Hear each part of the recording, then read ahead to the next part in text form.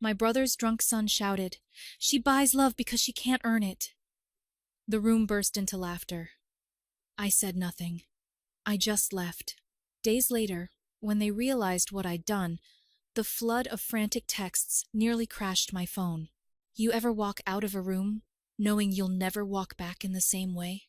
That night felt different from the start, though I didn't know why at first.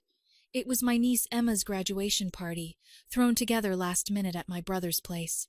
Plastic folding tables, cheap banners taped to the wall, and a grill that kept setting off the smoke alarm.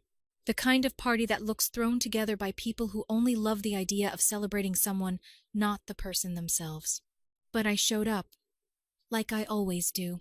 I had driven an hour and a half, brought a framed quote from Maya Angelou that I had spent extra money to get custom made, and tucked 2 crisp $100 bills into a card I wrote by hand. I do that. Still write cards, still mean what I say. Maybe that's my curse. No one looked up when I walked in. My brother gave me a one-armed hug with a hot dog in his other hand. His wife didn't even pretend to smile. And the rest of them, the cousins, the grandkids, my parents in their recliners, were too wrapped up in their own little circles to notice the one woman who's funded half their problems. I've helped pay for 2 semesters of community college for a niece who flunked out before midterms, paid the down payment on Brandon's second car, sent emergency rent money to my brother 3 times in 1 year when he couldn't catch a break, bought groceries for my parents when the fridge was empty, and I never once held it over their heads. Not once. I used to think they saw me as, that night made it clear, I wasn't dependable. I was disposable, useful until I wasn't. Brandon was already drunk when I arrived, but by the time the sun went down, he was full-blown loud, stumbling, slurring, laughing like a cartoon villain at his own dumb jokes. He stood up in the middle of the room, a beer bottle swinging in his hand, and said he wanted to give a toast. I should have known better. She buys love because she can't earn it. I didn't even know he was talking about me until I saw their faces. And then they not polite chuckles, not nervous glances, full laughter. My brother howled like it was comedy night. My parents laughed too. My parents. Emma covered her mouth but didn't stop. And the worst part, no one, not one person, said a thing to stop him. I didn't say a word. I didn't need to. I set my plate down, walked past the half-dead potted plant near the door, picked up my purse, and left. Just like that. The cold air outside felt cleaner than the fake warmth in that house. I drove home in silence. Didn't cry. Didn't get angry. Just sat there, thinking about every time I'd said yes when I should have said nothing at all. Every dollar I gave. Every, of course, when I should have said figure it out. At home, I pulled out a drawer in the guest room filled with papers I hadn't looked at in years. Receipts, transfer confirmations, letters of thanks that had turned into expectations. I stayed up all night building a list. Everything I'd paid. Everyone I'd helped. I started highlighting names. Brandon, $2,000 in tuition and a $700 car repair. My brother, $12,500 over 8 years. Emma, 3 birthday gifts. 1 laptop, 1 rent deposit. My parents, groceries, electric bills, prescriptions, too many to count. I totaled. I stared at the number.$46,733.22 美分. That was the price of being their afterthought. And that was the night I decided to stop. Not out of revenge. Out of respect for myself. I had given them more than money. I gave them years of silence while they used me. And now, for the first time in my life, I was about to give them exactly what they gave me. Nothing. They didn't realize it that night. But they would. And when they did, the panic came fast. It started small, subtle, like they didn't even notice it at first. The next morning, Brandon texted me. No apology, of course. Just a casual, "Hey, do you still have the number for that mechanic you used?" I didn't reply. I deleted the message. He followed up 2 hours later with, "You good?" Still nothing from me. 2 days later, a third text. "Aunt Tracy? Silence." Then my brother called. I let it ring out. He called again and again. Then, a voicemail. Hey, not sure what's going on, but Brandon didn't mean anything. You know how he is. Let's not make this a big thing, okay? I saved the message, just in case. A week passed, and the birthday invitation for my youngest niece came in the mail. One of those last-minute Facebook-style cards printed at Walgreens.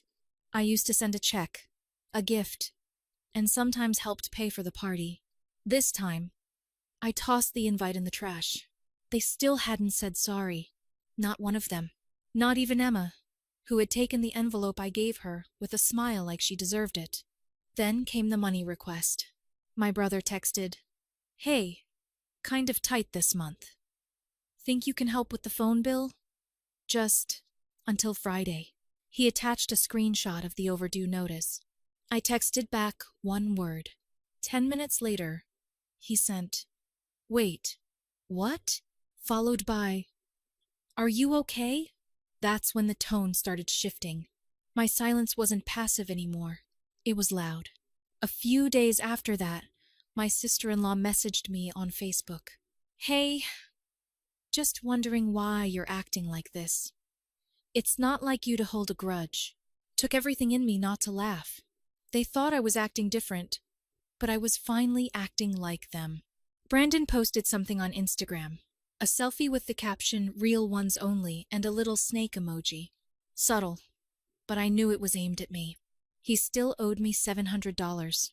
I'd reminded him 6 times in the past 2 years. Always got some excuse. Now he was wearing $200 sneakers and calling me a snake. That week, my dad called.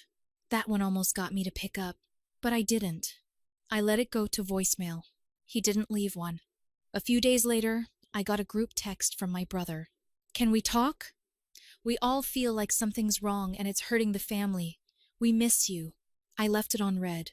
The panic truly kicked in when the car insurance lapsed. I know, because my niece called me crying. The same one who laughed at Brandon's little performance. She said they needed $300 by Friday, or they'd lose the car. She didn't say sorry. She just said please. I didn't reply. That night, I heard from a cousin I hadn't spoken to in years, one I'd loaned money to during her divorce. "Tracy, are you okay? Everyone's saying you're going through something." I almost responded, but I didn't owe anyone an explanation. Let them sit in the silence.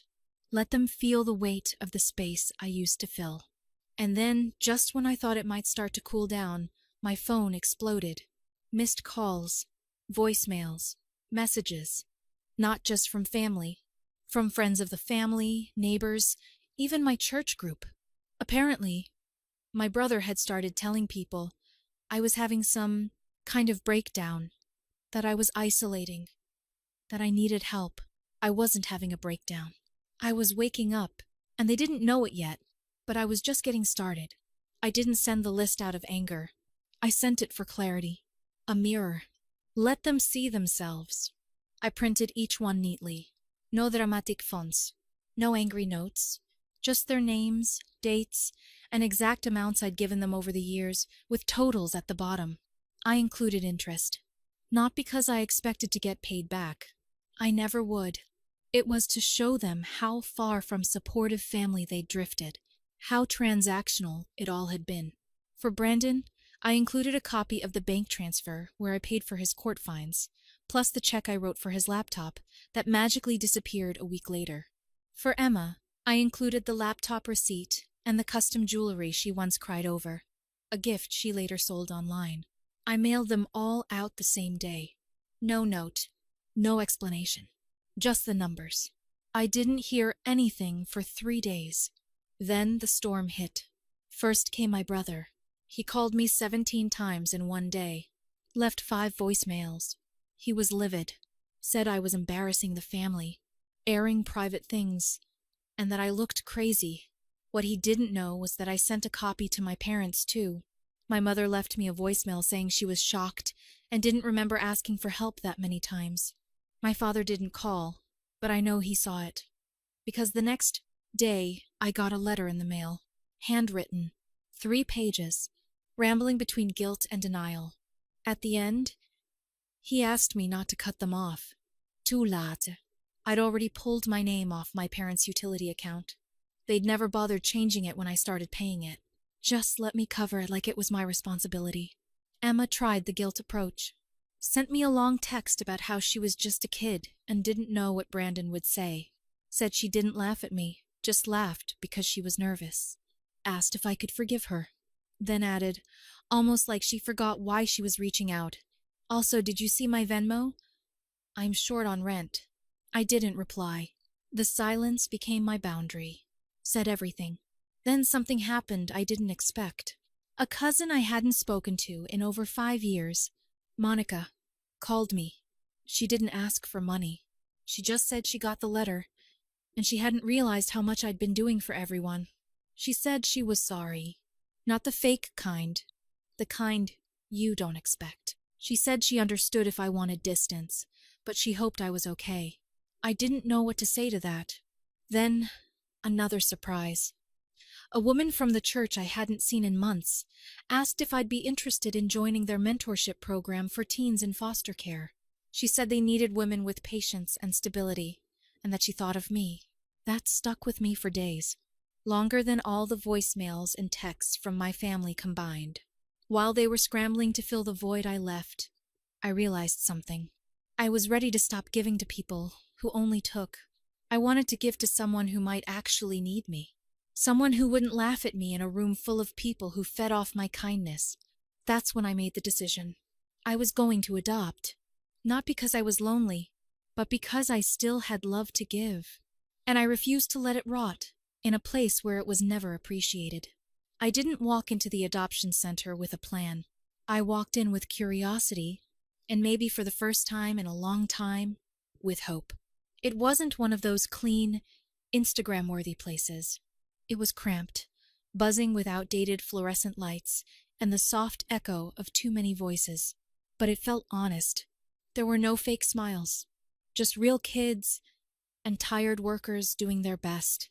I told the coordinator, Melanie, that I wasn't interested in a baby. I wasn't looking to start from scratch. I wanted kids who were older, ones most people didn't pick first. She smiled, not in a sweet way, more like she was surprised I meant it. She introduced me to David and Layla. David was 10. Layla was 8. Siblings. Had been in and out of 3 different foster homes. Parents overdosed 2 years ago. Nobody in the family stepped up. Their case file read like a crime novel, except it wasn't fiction.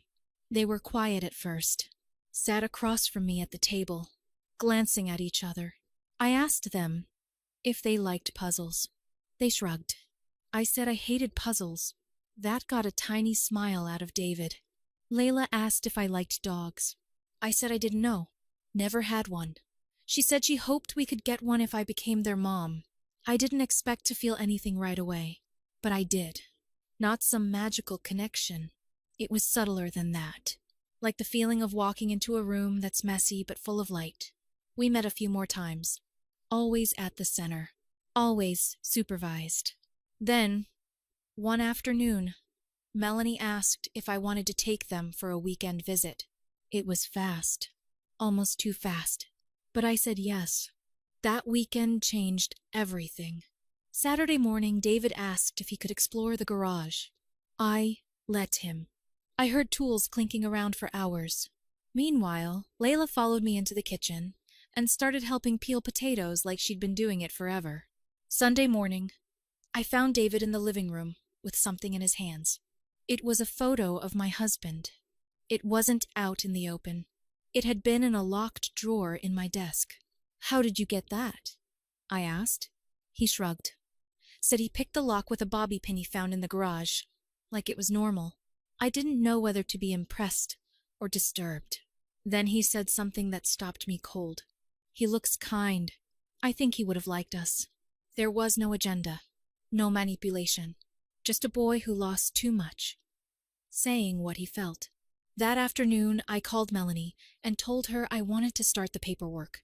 I wasn't naive. I knew this would be complicated. I wasn't rich. I wasn't young. But for the first time, I felt like I wasn't just filling someone else's hole. I was building something of my own. That night, while cleaning up, I found Layla's notebook on the couch. She'd been sketching, mostly stick figures. But on the last page, she'd drawn a house. 3 windows. A Darwin, the yard. And in the middle, 3 people holding hands. She labeled them. David, me, her. No one had ever drawn me in their family before.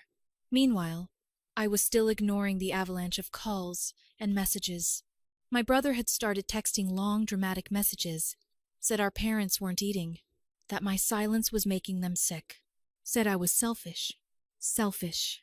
That same day, I got a certified letter from a lawyer. My parents had decided to update their will.